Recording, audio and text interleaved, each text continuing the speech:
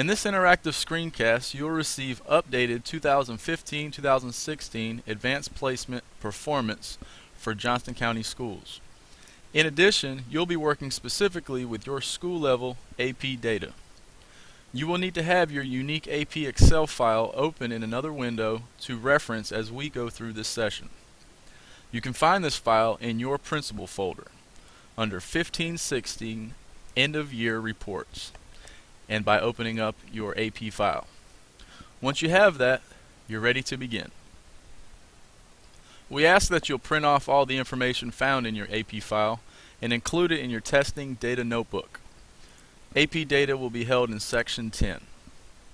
Let's start off by establishing what our AP courses are intended to do for students. According to the College Board, AP coursework and their corresponding tests should be able to help students stand out in the college admission process, save money by earning college credits, and potentially bypassing their introductory courses. In addition, they build valuable skills through the experience for college. There have been numerous findings supporting such claims. However, studies have also looked into ways that AP programs can be problematic. Some of these issues include the rapid increase of students who take AP tests, resulting in more failed tests and some lost money. AP courses being perceived as shallow and memorization based due to the quantity of material that needs to be learned.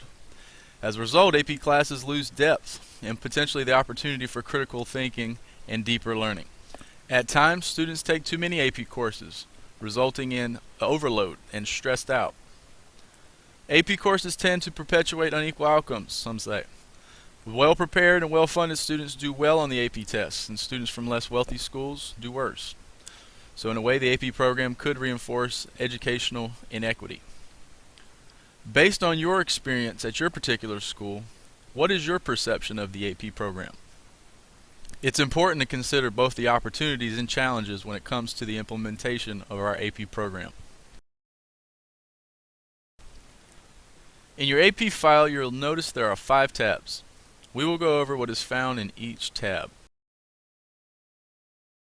Here is how Johnston County Schools as a whole has performed in regards to the percent of AP tests that have been passed with a 3, 4, or a 5 over the past 5 years.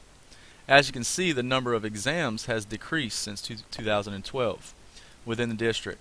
This could have to do with the fact that students have new options to earn free college credit through Career and College Promise. The percent proficient has not shown a dramatic change over the past 5 years, although 4% decrease is seen from 15 to 16. On the first 2 tabs of your AP file, you will find the 2015-16 results by course and by school. This is what the first tab looks like. I will be using Clayton High School as an example throughout this session. The first tab allows you to look at your school's percent of students passing and compare this to their reported grade in the course as reported by PowerSchool. This is helpful as you can see what type of alignment exists between the two. In most instances, we would expect a student who received an A or a B in the course to hopefully have passed the AP test. In the far right column is the percent of students making an A, B, or C in the course, but then failing the AP test with a score of a 1 or a 2. Looking at tab number 1, what sticks out to you? The second tab looks just at proficiency at each school across each of the courses. This is a helpful view to be able to benchmark across other schools and teachers teaching the same AP course or program at each school. What courses did your students do the best in? What courses did your students do the worst in? Explain any school level factors that you believe influence relative success or failure in these courses you've identified. Tab 3 simply contains your roster of all students organized by the course and the teacher. How do you anticipate sharing or reviewing these scores with your AP teachers? Tab 4 contains your AP Instructional Planning Report. This report allows you to drill down further into the results of the individual exams. In this example, English Language and Composition is shown for Clayton High School. In all these reports, your group, Clayton High students who took English Language in this example, are compared to the global group, which is all the students taking the course in the country. We can see that in regards to scores, students made more 2s than the global average and a few less 5s. 3s and 4s were comparable. We can break apart further the multiple choice and free response sections. The force on the axis correspond to the levels of performance, not the score on the test. Here we can see that on the multiple choice section, Clayton students were comparable to others on their performance distribution. On the free response, we see that for the Clayton students, they had higher frequencies in the third tier and were comparable on lower tiers. This would indicate that on this free response section, students performed above average. Notice that we are looking specifically at the 27 students that took this particular course.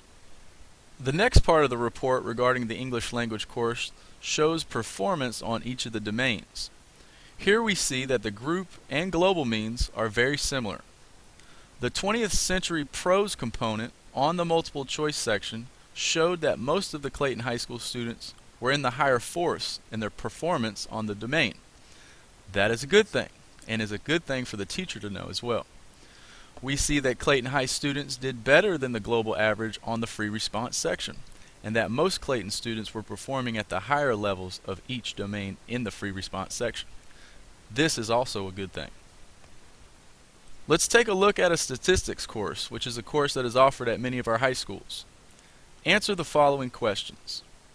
Overall, how did Clayton students perform on the statistics course compared to the rest of the students in the nation? Now take a look at the statistics domains. What does this data say about Clayton High statistics students in the statistical inference domain of the free response section?